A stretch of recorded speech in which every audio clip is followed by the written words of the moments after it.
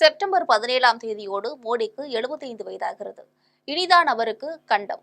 ஏற்கனவே அவருடைய மவுசு கொஞ்சம் கொஞ்சமாக குறைந்து வருகிறது.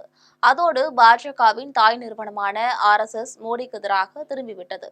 இதனால அவர் பல்வேறு சோதனைகளை சந்திக்க இருக்கிறார். அதை பற்றி தான் பார்க்க போகிறோம். கட்சியிலும் RSS சங்கத்திலும் மோடியின் ஒன் மேன் ஷோவுக்கு எதிரான மனநிலை உருவாக ஆரம்பித்திருக்கிறது. உலக நாடுகள் முழுக்க சுற்றி வந்தாலும் நம் நாட்டிற்கு போதுமான ஆதரவை முக்கியமான நேரங்கள்ல அவரால் திரட்ட முடியவில்லை. சீன ஆக்கிரமிப்பு, பாகிஸ்தானுடனான போர் மற்றும் போர் நிறுத்தம், பாகிஸ்தான் ராணுவ அதிகாரிகளுக்கு வெள்ளை மாளிகையில் விருந்து, அதே நேரம் நம் நாட்டிற்கு எதிரான அமெரிக்க அதிபரின் தொடர் ஆணவ பேச்சு, எதையும் கண்டிக்காமல் தொடர்ச்சியாக வெளியுறவிலும் சொதப்புகிறார் மோடி. நடப்பு பாராளுமன்றத்தில் எதிர்க்கட்சிகளின் சரமாரி கேள்விகளுக்கும் பதில் சொல்ல முடியாமல் அவர் திணறுவது கண்கூடாக தெரிகிறது. மோடி கட்டமைத்த பிம்பம் மெல்ல மெல்ல சரிய தொடங்குகிறது என்கிறார்கள் தீவிர RSS நிர்வாகிகள். ஜூலை மாதத்துல நூல் வெளியீட்டு விழாவில் ஒன்றில் பேசிய RSS தலைவர் மோகன் பகவத், 75 வயதை அடைந்து விட்டாலே நீங்கள் ஒதுங்கிக் கொள்ள வேண்டும், புதியவர்களுக்கு வழிவிட வேண்டும். இதைத்தான் 75 வயதில் உங்கள் கழுத்தில் சால்வைகள் விழுந்து விட்டாலே நீங்கள் ஓய்வு பெறும் வயதை அடைந்து விட்டீர்கள் என்பதை புரிந்து கொள்ளுங்கள் என பிங்லே அடிக்கடி நகைச்சுவையாக கூறுவார் என்று பேசினார். இந்த கருத்து டெல்லியின் அரசியல் அஸ்திவாரத்தையே ஆட்டம் காண வச்சிருக்கு. வரக்கூடிய செப்டம்பர் 17ஆம் தேதி தன்னுடைய 75வது வயதுல பிரதமர் மோடி அடியெடுத்து வைக்கிறார்.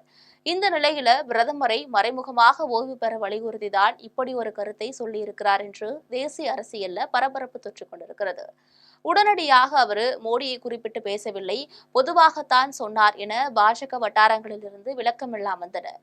ஆனால் டெல்லியில் நடப்பதையெல்லாம் பார்த்தால் மோகன் பகவத்தின் கருத்து போகிற போக்கில் சொல்லப்பட்டதல்ல என்றே தோன்றுகிறது. RSSக்கும் பிரதமர் மோடிக்கும் இடையே பனிப்போர் உச்சமடைந்திருக்கிறது. மோடியின் வளர்ச்சியை தங்களுடைய கட்டமைப்புக்கு விடப்பட்ட சவாலாகவே பார்க்கிறது RSS. இந்த சங்கத்தின் தொடர்பில் உள்ளவர்களெல்லாம் ஓரங்கட்டப்பட்டு மோடிக்கும் அமித்ஷாவுக்கும் விசுவாசமானவர்களாலும் ஆட்சி அதிகாரத்திலும் கட்சியிலும் முக்கிய பொறுப்புகளை பெறுகிறார்கள். அதை நாக்பூர் தலைமை துளையும் ரசிக்கவில்லை. இவர்களுக்கு இடையே பனிப்போரால் தான் பாஜக தேசிய தலைவர் நியமனத்தை இன்று வரையில் முடிவு செய்யவில்லை.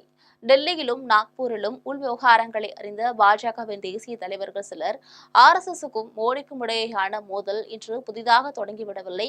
ஏற்கனவே கனன்று கொண்டிருந்த நெருப்புதான் தீ ஜுவாலையாக இப்போது எரிகிறது.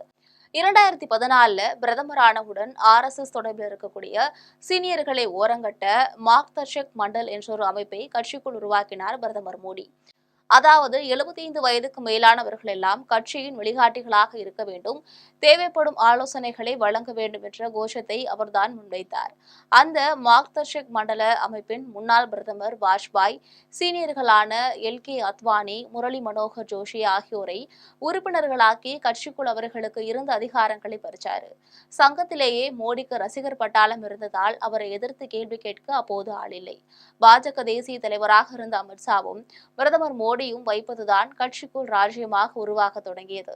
ஆனாலும் மோடியின் முதல் அமைச்சரவையில இடம்பெற்றிருந்த அருண் ஜெட்லி, சுஷ்மா ஸ்வராஜ், மனோகர் பாரிக்கர், ஆனந்த் குமார், நிதின் கட்கரி, வெங்கையா நாயுடு போன்ற சீனியர்கள் இரட்டையர்களின் அதிகார பரவலுக்கு கடிவாளமாக இருந்தார்கள்.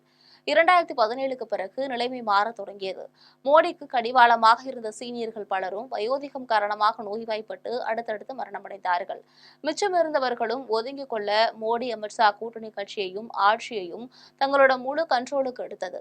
2019 பாராளுமன்ற தேர்தல் வெற்றிக்கு பிறகு அமைச்சரவையை தன் இஷ்டப்படி அமைத்தார் மோடி. அமித்ஷாவுக்கு உள்துறை பொறுப்பு வழங்கப்பட்டது. ஹர்தீப் சிங் பூரி, RK சிங், ஸ்மிருதி இரானி, அஸ்வினி வைஷ்ணவ், ஜெய்சங்கர் என மத்திய அரசு பணி அதிகாரிகளாகவும் திரை நட்சத்திரங்களாகவும் இருந்து ஓய்வு பெற்றவர்களை அமைச்சரவைகளுக்குள் நியமித்தார் மோடி. பாஜக கட்சியின் பொதுச் செயலாளராக இருந்த RSS அமைப்பின் சீனியரான ராம் மாதவை ஓரங்கட்டினார். தேச முதன்மையானது, கட்சி இரண்டாவது, தனிநபர் விருப்பம் மூன்றாவது என்பதுதான் RSS அமைப்பின் அடிப்படை கொள்கை. அதை தூக்கி எறிந்துவிட்டு மோடி மோடி மோடி என தன்னை மட்டுமே முன்னிலைப்படுத்திக் கொள்கிறார் பிரதமர். இதையெல்லாம் RSS சுத்தமாக ரசிக்கவில்லை. 2022 உத்தரப்பிரதேச சட்டமன்ற தேர்தலின் போது அந்த மாநில முதல்வர் யோகி ஆதித்யநாத்துக்கும் அமித்ஷாவுக்கும் இடையே கடுமையாக ஈகோ மோதல் வெடிச்சது. யோகிக்கு எதிராக உள்ளடி வேலைகள் கட்சிக்குள்ளேயே நடந்தன. அதையும் சங்கம் விரும்பவில்லை. அதற்கெல்லாம் உச்சமாக 2024 பாராளுமன்ற தேர்தலுக்கு முன்பாக ஒரு ஆங்கில பத்திரிகைக்கு பேட்டியளித்த பாஜக தேசிய தலைவர் ஜே.பி. நட்டா, நாங்கள் இப்போது வளர்ந்துவிட்டோம், பாஜகவிற்கு RSSஇன் தயவு தேவையில்லை என்று கூறியது சங்கத்தின் உயர் பொறுப்பில் இருப்பவர்களை கொதிப்படைய செய்தது. சங்கத்திலிருந்து உருவானதுதான் இந்த கட்சி. நமது தயவில்லாமல் வெற்றி பெற்று விடுவார்களா என மோடிக்கு எதிராக சங்கத்திலிருந்து முதன்முறையாக கழக குரல்கள் ஓங்கி ஒலித்தன. 2024 பாராளுமன்ற தேர்தலின் போது உத்தரப்பிரதேசத்தில் இருக்கக்கூடிய 80 தொகுதிகள்ல தன்னுடைய ஆதரவாளர்களை 37 தொகுதிகளுக்கு வேட்பாளர்களாக்கினார் அமித்ஷா. யோகியை அழைக்காமலேயே உத்தரப்பிரதேசத்தின் மற்ற அமைச்சர்களை மட்டும் அழைத்து ஆலோசனை கூட்டமும் நடத்தினார். அதுல கடுப்பான RSS ஆட்களும் யோகியின் ஆதரவாளர்களும் தீவிர தேர்தல் பணிகளிலிருந்து ஒதுங்கிக் கொண்டனர். விளைவு, அந்த தேர்தலில் வெறும் 33 இடங்கள்ல மட்டுமே உத்தரப்பிரதேசத்தில் வெற்றி பெற்றது பாஜக. அவருடைய தொகுதிகளிலேயே ஆரம்ப கட்ட வாக்கு எண்ணிக்கையில் பெரிய அளவில் அடிவாங்கினார் மோடி. இப்படியான சூழல்ல தான் தனி மெஜாரிட்டி கூட பெற முடியாமல் கூட்டணி கட்சிகளோட தயவுல மைனாரிட்டி அரசாங்கம் அமைக்கும் சூழலுக்கு தள்ளப்பட்டிருக்காரு மோடி. இதுல அவருடைய பிம்பம் சுக்குநூறாக நொறுங்கியது. இப்படி கட்சிக்குள்ளும் சங்கத்திலும் கடந்த 11 ஆண்டுகளாக நிலவி வந்த மனக்கசப்புகளும் பூசல்களும் தான் இப்போது பூதாகரமாக வெடித்திருக்கின்றன. பாஜக தேசிய தலைவரோட பதவிக்காலம் முடிவடைந்திருக்கும் நிலையில மத்திய கல்வி அமைச்சர் தர்மேந்திர பிரதான் அல்லது சுற்றுச்சூழல் துறை அமைச்சர் பூபேந்திர யாதவை தேசிய தலைவராக கொண்டுவர முயல்கிறது மோடி அமித்ஷா கூட்டணி. தங்களுக்கு தோதான ஆள் அதிகாரத்தில் அமர்ந்துவிட்டால் நட்டாவினை ஆட்டி வைத்தது போல புதியவரையும் ஆட்டி வைக்கலாம் என திட்டமிடுகிறார்கள். தங்களுக்கு வேண்டப்பட்டவர்களுக்கு கட்சியில் பணி நீட்டிப்பு வழங்க காய் நகர்த்துகிறார்கள். ஆனால் இவர்கள் தேர்ந்தெடுக்க நினைக்கக்கூடிய ஒரு பொம்மையின் கையில் கட்சியை கொடுக்க சங்கம் தயாராக இல்லை. இது மோடியின் கட்சி அல்ல என்பதை அழுத்தமாக சொல்ல தயாராகிறது சங்கம். அதன் எதிரொலிதான் 75 வயதில் ஓய்வு பெறுங்கள் என்கின்ற கோஷம். வரக்கூடிய செப்டம்பர் 11ஆம் தேதியோட RSS தலைவர் மோகன் பகவத்துக்கு 75 வயதாகிறது. அதையொட்டி தன்னுடைய பதவியை ராஜினாமா செய்ய திட்டமிட்டிருக்கக்கூடிய மோகன் பகவத் புதியவர்களுக்கு வழிவிட தயாராகிறார். அவர் ராஜினாமா செய்து விட்டார் அப்படின்னா மறைமுகமாக மோடிக்கும் அழுத்தம் உருவாகும். அதற்குண்டான வேலைகள் நடக்கின்றன. கடந்த 5 வருடங்களாக ஓரமாக ஒதுக்கி வைக்கப்பட்டிருந்த ராம் மாதவ் ஜம்மு காஷ்மீர் மாநிலத்தின் பாஜக மேலிட பொறுப்பாளராக சமீபத்தில் நியமிக்கப்பட்டார். அதுவே கட்சிக்குள் RSSஇன் கை மேலோங்கி வருவதற்கான சிக்னல் தான். பிரதமர் மோடி பொறுப்பிலிருந்து விலக்கப்பட்டால் நிதின் கட்கரி, தேவேந்திர பட்னாவிஸ், சிவராஜ் சிங் சௌஹான் என தங்களுக்கு தோதான ஒருவரை பிரதமராக முன்னிறுத்த தயாராகிறது RSS. அவர்களின் முயற்சி எந்த அளவுக்கு எடுபடும் என்பது போக போகத்தான் தெரியும் என்றனர் விரிவாகவே.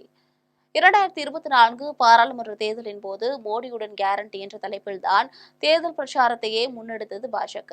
அப்போதே இது தனிநபருக்கான இயக்கம் அல்ல என RSS தலைவர்கள் எச்சரித்தனர். ஆனால் மோடி வகையறாக்கள் அதை காதிலேயே வாங்கிக் கொள்ளவில்லை. தட்டு தடுமாறி ஆட்சி அமைந்திருக்கும் சூழல்ல உங்கள் கேரண்டியை மக்கள் ஏற்றுக்கொண்டிருந்தால் உங்களுக்கு தனி மெஜாரிட்டி அளித்திருப்பார்கள். ஆனால் இந்த முறை அதை அளிக்கவில்லை என்ற போதே உங்களை ஏற்கவில்லை என்றுதானே அர்த்தம் என கொடிபிடிக்க தொடங்கியிருக்கிறார்கள் RSS-காரர்கள். கட்சிக்குள்ளும் சங்கத்துக்குள்ளும் மட்டுமல்ல, சர்வதேச அளவிலும் மோடியின் பிம்பம் சரிய தொடங்கிவிட்டதாகத்தான் சொல்கிறார்கள் சீனியர் அதிகாரிகள். இந்தியாவுக்கு எதிரான நிலைப்பாட்டை வெளிப்படையாகவே செய்கிறார் அமெரிக்க அதிபர் டொனால்ட் ட்ரம்ப். இந்தியா பாகிஸ்தான் போரை நான் தான் நிறுத்தினேன், இந்திய பொருளாதாரம் செத்துப்போய்விட்டது என தொடர்ச்சியாக பேசுகிறார். பாகிஸ்தானின் தீவிரவாத மையங்கள் மீது இந்தியா தாக்குதல் நடத்தி வந்த சமயத்துல பாகிஸ்தானுக்கு $1 பில்லியன் கடன் வழங்குகிறது IMF நிதி அமைப்பு. பாகிஸ்தானின் ராணுவ தளபதி அசீம் முனிருக்கு வெள்ளை மாளிகையில விருந்தளிக்கிறார் அமெரிக்க அதிபர். அவரை கண்டித்து பிரதமர் மோடியால் ஒரு வார்த்தை கூட பேச முடியவில்லை என்பதுதான் அப்பட்டமாக மோடியின் பிம்பத்தில் விழுந்த பெரிய கீறல்தான். ஐநா பாதுகாப்பு கவுன்சில்ல தீவிரவாதத்திற்கு எதிரான கூட்டத்திற்கு தலைமை வகிக்கக்கூடிய பொறுப்பு பாகிஸ்தானுக்கு வழங்கப்பட்டிருக்கிறது. இது இந்தியாவின் வெளியுறவு கொள்கைக்கு மிகப்பெரிய தோல்வி. ஏற்கனவே சீனாவின் ஆக்கிரமிப்புக்கு எதிராக மோடி எதுவும் பேசுவதில்லை என்ற அவப்பெயர் இருக்கிறது. இப்போது பாகிஸ்தானுக்கு எதிராக கூட அவரால் எதுவும் செய்ய முடியவில்லை. அமெரிக்காவிடம் கைகட்டி நிற்கிறார் என்பதால் பாதுகாப்பு படையை சேர்ந்தவர்களே மோடியின் வெளியுறவு கொள்கையை ரசிக்கவில்லை. 2014 இருந்த மோடியின் பாப்புலாரிட்டி இப்போது இல்லை. அவரது பிம்பம் சரிவை சந்தித்து வருகிறது. கட்சிக்குள்ளும் ஆட்சிக்குள்ளும் தன்னுடைய அதிகாரத்தை படிப்படியாக நிறுத்திக் கொண்டவர் மோடி. தனக்கு எதிராக யாரெல்லாம் எழுந்து வருவார்கள் என சந்தேகம் இருக்கிறதோ அவர்களின் அதிகாரத்தை அடியோடு அளித்தவர்.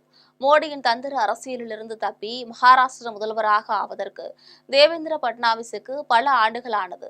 75 வயதானாலும் சரி, தன்னுடைய இருக்கையை விட்டுத்தர மாட்டார் மோடி. அதே சமயம் அவர் வீக்காக இருக்கும் இந்த தருணத்தை பயன்படுத்திக் கொண்டு கட்சிக்குள்ளும் ஆட்சிக்குள்ளும் தங்களுடைய அதிகாரத்தை மீட்டெடுக்க முயல்கிறது RSS. பாஜகவின் தேசிய தலைவராக தங்களுடைய கட்டுப்பாட்டில் இருக்கக்கூடிய ஒருவரை கொண்டுவர முயல்கிறார்கள். இந்த ஆடு புலி ஆட்டத்தில் மோடி வீழ்த்தப்பட்டால் மட்டுமே தங்களுக்கு எதிர்காலம் இருக்கும் என கருதுகிறது இச்சங்கம். ஆனால் 2029 தேர்தலையும் அதற்கு பிறகுதான் கொண்டுவர திட்டமிருக்கக்கூடிய அதிபர் ஆட்சி முறையிலும் தன்னையே முன்னிலைப்படுத்த விரும்புகிறார் மோடி. இவர்களோட அரசியல் விளையாட்டுக்கான விடை செப்டம்பர் இறுதிக்குள் தெரிந்துவிடும்.